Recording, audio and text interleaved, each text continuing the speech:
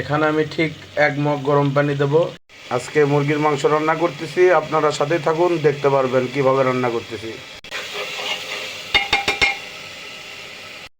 মুরগির মাংসটা যখন দিবেন তখন অবশ্যই খেয়াল রাখবেন মুরগির মাংসের ভিতর যাতে কাঁচা পানি না থাকে।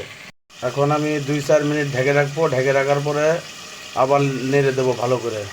সামান্য পরিমাণের একটু গরম পানি দিবেন, দিয়ে সুন্দর করে নেড়ে দিবেন যাতে নিচে লেগে না যায়।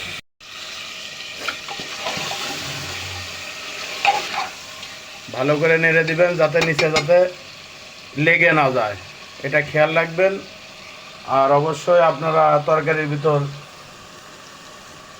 নেড়ে দিবেন, তাহলে তরকারি অনেক স্বাদ লাগবে। আর আপনারা পানি দেওয়ার সময় খেয়াল রাখবেন, অবশ্যই গরম পানি ব্যবহার করবেন।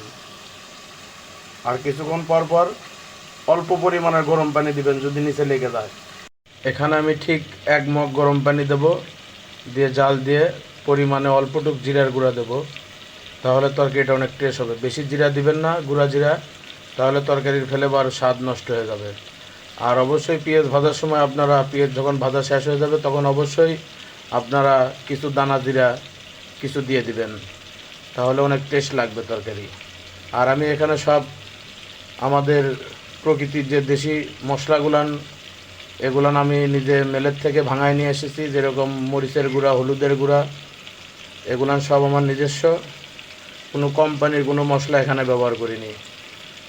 তরকারিটা অনেক স্বাদ লাগবে আশা করা যায়। আপনাদের মাঝে মুরগির মাংসটা রান্না করলাম, অবশ্যই কমেন্টে আপনারা জানাবেন কীরকম হয়েছে। তা সবাই ভালো থাকবেন, ফলো দিয়ে সাপোর্ট করবেন, ছোট বড় কেউই দেখবেন না, সবাইকেই লাইক ফলো শেয়ার দিয়ে দিবেন। সবাই ভালো থাকবেন। আসসালামু আলাইকুম।